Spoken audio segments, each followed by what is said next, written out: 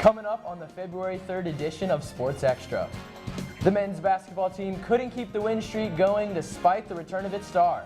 The wrestling team dominated on the mats this weekend with 2 convincing wins. And women's tennis is only a few days away from the indoor national tournament. Can the Heels win it again? All that and so much more. Sports Extra starts right now. From the University of North Carolina School of Media and Journalism, covering the full range of Tar Heel athletics. This is Sports Extra. Despite what happened in the men's basketball game on Saturday, it's still a great day to be a Tar Heel. Welcome to Sports Extra. I'm Brian Gallagher. And I'm Caroline Boyer. Thanks for joining us. 5 sports teams, count them, 5 are in the top 10 in the national rankings. That includes both lacrosse teams, both tennis teams, and the wrestling team, which had a stellar weekend of matches, starting with a meet Friday night against Duke. The Heels started the match against the Dukies with this slam by 141-pounder Zach Sherman. Next, Jamie Hernandez pinned Duke's Harrison Campbell to extend Carolina's lead to 12-0. The Heels would score 2 additional pins, Joey Mazzara and Brandon Whitman, who both won major decisions against the Blue Devils. Kennedy Monday secured a tech fall win to help the Heels catch the dominating dub. Oh, how sweet it is, 44-3. Joey Melendez got the meet against Bucknell started off right with a 5-3 decision in the 125 weight class. 4th-ranked Austin O'Connor added points to the board with a whopping 18-3 tech fall win. The Heels held their lead throughout the meet, and a final 3-2 win from Andrew Gunning in the 285 weight class was the cherry on top. Heels win 25-9. The boys meet the NC State Wolfpack in Raleigh on Friday. In studio, we have Kirsten Clark with one of those dominating wrestlers, Jamie Hernandez. Kirsten? Thanks, Brian. First of all, thank you so much for joining us, Jamie. Thank you for having me. And congratulations on your big wins this weekend. How do you feel? You know, it feels great putting on a show for our home crowd against Duke, and I feel like we all went in there and did what we had to do and dominated. Oh yeah, it's always a great day to beat Duke. So we have a couple clips that we want you to walk us through from this weekend. In this one, in this match, you're against Harrison Campbell from Duke, and you pinned him. Great victory. Walk us through that match. Yeah, so, you know, going into the match, you know, there was high adrenaline, and, you know, going in there, I wanted to put on a dominant show, and, you know, I feel like that's what I did. And as soon as I locked up the cradle, you know, it was done from there. You know, get the pin, put the team up 6 points, and feels great. Oh yeah, I know you're just waiting for that referee to swoop in and hear the tap of his hand in the match. Yep, of course. So we have one more clip for you to talk about. This is against Bucknell. This was a tight match. Right. So how does your mindset change when you're going into tight matches like that? You know, it doesn't change, but I don't always go into a match thinking it's going to be tight. I always want to go in and score as many points as I can. And fortunately, I couldn't in this match, but, you know, still coming out with a win and, you know, helping our team get the team win was awesome. Right. Well, talk us through this clip right here. Yeah, so pretty much right here, I'm just defending one of his shots, and, you know, I don't score on this, but, you know, it's good to have good defense and, you know, be ready for anything that can happen from the other opponent. Right. Well, you still came out on top, Jamie. Right. One more question for you. You guys have a deep squad this season. How far do you think you can go? You know, I hope we take it all the way, and, you know, we get guys headed to the NCAA championships, but, you know, we take it one match at a time and just keep dominating every team we got this week and next week until, you know, the last show. Right. Well, I have all the faith in you guys. You've shown that you can win, so I don't see why you can't go even further. Of course. And good luck this weekend Thank against you. State, and thank you so much for joining us, Jamie. Thank you, guys. Back to you guys. The women's basketball team knows how to win a game or two. The Heels hosted the Clemson Tigers in Carmichael Arena on Sunday. Carolina came out of the gate strong, dominating both ends of the floor and turning forced turnovers into made baskets like this floater from Shayla Bennett. The Heels controlled the momentum for the game with great team play as well as some strong finishes from Taylor Coonan, who led the Heels with 26 points. Carolina had a 20-point lead at the half and kept the heat coming in the 3rd and 4th quarters. The Tigers just couldn't keep up and were unable to find an answer to Carolina's aggressive defense and sharp shooting. UNC defeated the Tigers 86-72.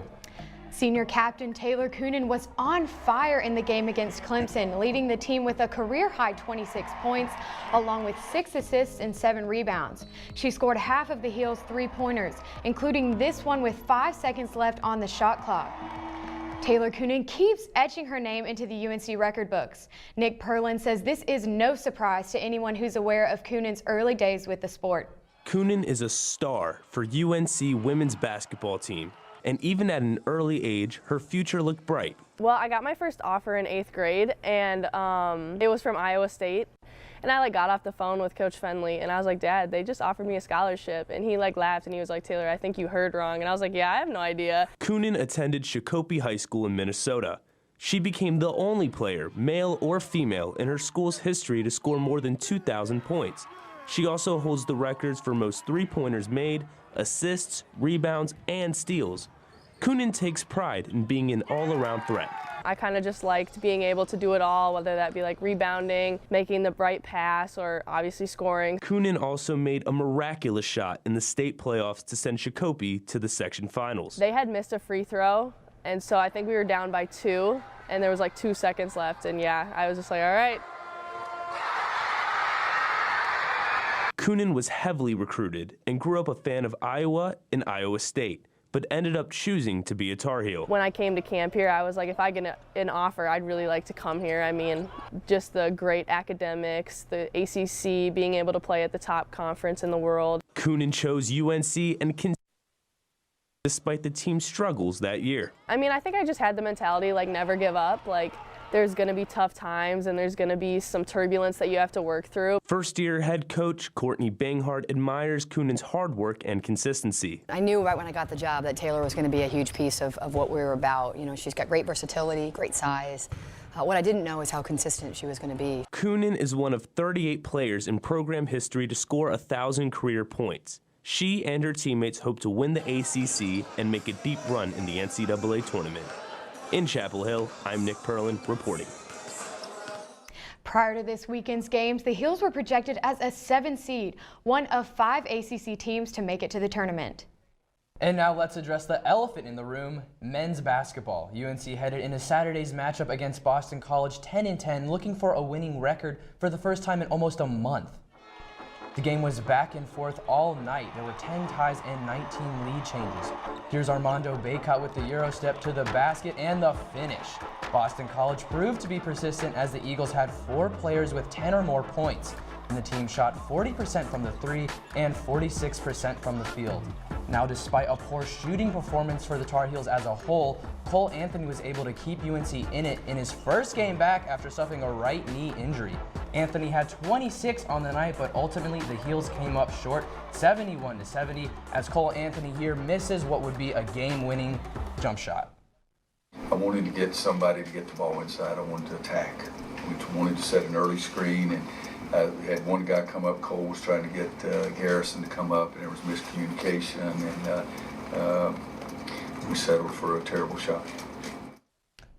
To give her take on the men's basketball team live at the Dean Dome is basketball analyst Erin Jenkins. Erin?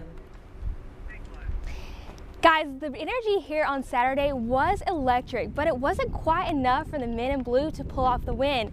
Fans were going crazy when Cole Anthony entered the game for the first time since the December 4th Ohio State game. The game went back and forth, but in the last seconds, there was a controversial call when Brandon Robinson supposedly fouled an Eagle shooter. Robinson fell after the foul and was carried off the court with just seconds left. The foul led to Boston College taking a 1-point lead. Anthony was the star of the show and had the chance to win it all. He brought the ball down the court and tried to get a teammate to screen for him.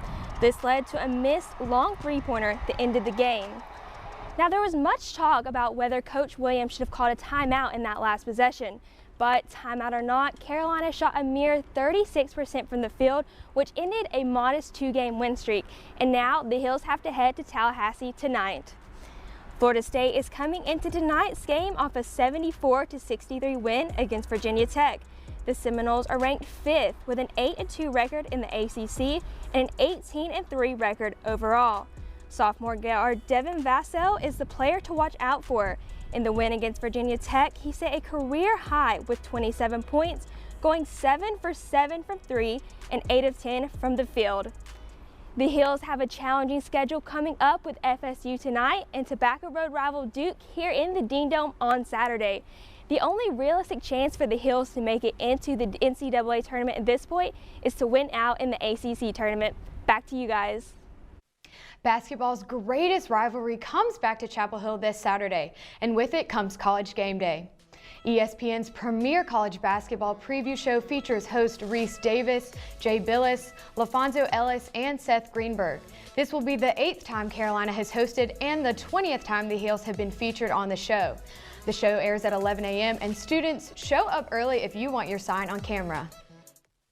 The Heels have a must-win basketball game this upcoming Saturday against the number 9 ranked Duke Blue Devils. And are they up for it? For starters, B-Rob is out after being injured against Boston College. The senior guard has come into form in the past few games, finding his shot in crucial matches. With him being sidelined, Garrison Brooks will need to perform as well as he did against Georgia Tech. For the Heels to have a chance, Brooks, who went 0 for 7 at the line against Boston College, only scored 10 points and had 3 turnovers. All those stats he surely wasn't proud of. Finally, star point guard Cole Anthony will need to maintain his outstanding numbers for UNC to have a chance against the rival from Durham. He had 26 points in his return match after missing 11 games with a knee injury.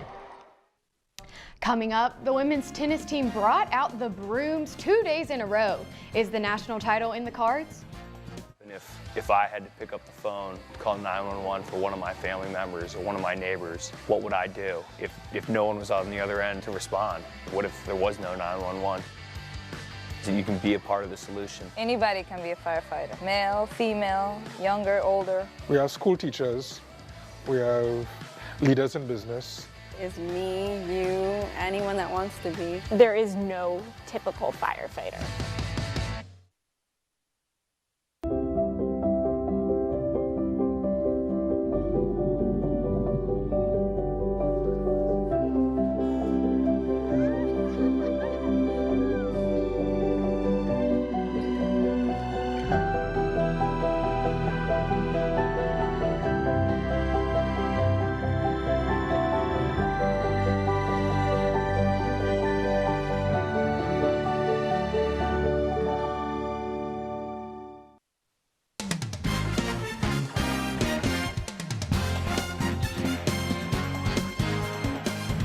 The women's tennis team took its undefeated record into a doubleheader weekend. First up, 10th ranked Michigan. Like usual, the team started strong with Elizabeth Scotty putting away the powerful volley to help the Heels take the doubles point. The singles matches were a fight to the end, with freshman Anika Yarlagada picking up a crucial win at 6 singles. First-seeded Alexa Graham mounted a feverish comeback in the second set of her match to close out the match and give the Heels the 4-0 win against the Wolverines. On Sunday, the Heels took on 13th ranked Vanderbilt. The team started strong, taking the doubles point in commanding style thanks to McKenna Jones's swinging volley. Jones continued her strong play in singles, smoking a backhand down the line for the winner. Freshman Anika Yarlagada closed out the match for the second day in a row, giving the Heels a 7-0 win in their last match before the ITA Indoor Championships next weekend. We played 2 really tough teams. They were 10 and 13, and we had to play them back-to-back, which isn't something we usually do. So I think it was really good preparation going into indoors. The women's tennis team isn't the only one sweeping up wins. The 4th-ranked men's tennis team remains undefeated following Saturday's shutout win against the 19th-ranked Illinois. The Heels opened up a 1-0 lead early thanks to some dominating doubles play with 2 victories. Doubles group William Bloomberg and Brian Cernock punched a crisp volley for the Heels to win a close 6-4 victory. UNC carried the momentum in singles, where they took the lead early with senior Josh Peck smashing an overhead to win the point and later the match. Senior William Bloomberg kept the energy rolling for the Heels in singles, blasting a forehand winner out of the reach of his opponent. Carolina moves to 5-0. The doubles duo of Rinki Hijigata and Benjamin Senguin started out the matches for the day for the Tar Heels on court 3. The dynamic duo brought in an easy first win for the Heels, sweeping their opponent 6-1. All eyes were then on 7th-ranked Matt Kiger and his doubles partner Simon Syndergaard. The duo secured the hard-fought 6-4 win, giving UNC the doubles point in singles. Now 6'5" senior Josh Peck fought hard to keep the Heels lead, but fell after the first set to the nationally ranked Connor Thompson. However, Peck had an incredible turnaround and won his second set 6-2. The Heels finished the day with a win and advanced to a perfect 6-0 record. The Carolina track and field team traveled to Ann Arbor, Michigan this weekend for the Power 5 Invitational. The two-day meet was highlighted by a first-place finish by Anna Kiefer in the women's long jump. She sailed 6.19 meters, breaking the meet and stadium record. Emerson Porter came in first in women's pole vault, and Kyle Towns came in first in the men's 60-meter dash final with a new PR. Saturday, the 10th-ranked UNC men's lacrosse team opened its 2020 season in a dominant showcase against Colgate. The Heels put on a clinic against the Raiders as William Perry smashes this shot from the distance into the net. Carolina's offense was superb with Brian Cameron beating his opponent one-on-one to fire this into the goal. Carolina had 14 goals in the first half, including this impeccable run from senior Justin Anderson, who dusted the defender to slot the ball in the far corner. Perry capped off his first half hat trick after turning the opposition and firing the ball past the helpless keeper. Heels win 19-6. UNC looks to continue its great start against the Mercer Bears at Dorrance Field on Saturday. The women's lacrosse team, ranked #1 in preseason polls, showed out big in a scrimmage against Elon on Saturday afternoon. The Heels attacked the goal relentlessly in their 20-3 victory. Preseason Player of the Year and All-American Jamie Ortega led the charge. The junior had 6 goals and 2 assists on the day. One of Ortega's goals came on this breakaway. No goaltender wants to see her coming full speed down the field. The defense was strong as well, allowing Elon only to score 3 times. Goalkeeper Kimber Howard was solid in net all afternoon. The Heels are set to kick off the 2020 season on Saturday at James Madison. UNC women's teams already have a national runner-up and a national title this school year, and the women's lacrosse team looks poised to add to the total. Haley Steele shows us one player who's a big part of what the Heels hope to accomplish. Junior Jamie Ortega is an attacker for the women's lacrosse team. Her time at UNC so far can be summed up with 2 words: record-breaking. I've broken records for many points. I broke 100 points last year, just like most goals in a season, like as a freshman. Yet even with the spotlight on her, Ortega continues to demonstrate both a sense of humbleness and a team-centered attitude. She's really unselfish, and so when she is carrying the ball, she's happy just as much to feed as to finish. And a lot of players, always, like her, might just have her head down all the time, yet she's got a great duality of playing off ball, with ball, and a distributor, so she's very effective in multiple ways. This season, Ortega is focused on achieving the goals she set for herself and her team. I mean, every goal I've had since I come here is win an ACC championship, win a national championship, go undefeated, but really this year is just to work hard and try and complete all those goals. In her 2 years at UNC, Ortega scored 198 points, putting her at 12th in school history in scoring. During the 2019 season, she broke the program's record of single-season points with 112, making her the first Tar Heel to hit the 100-point marker in one season. From Chapel Hill, this is Haley Steele reporting. Ortega is currently only 58 points away from breaking the UNC record of 256 points in a career. Coming up after the break, the Heels dived right into the best rivalry in sports up in Durham.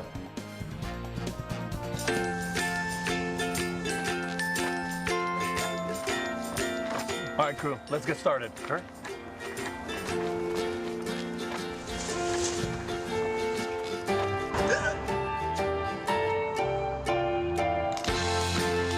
Don't ignore the law. You must call 811 at least 2 to 3 days before any digging project so you can avoid hitting our essential buried utilities. For digging projects big or small, make the call to 811.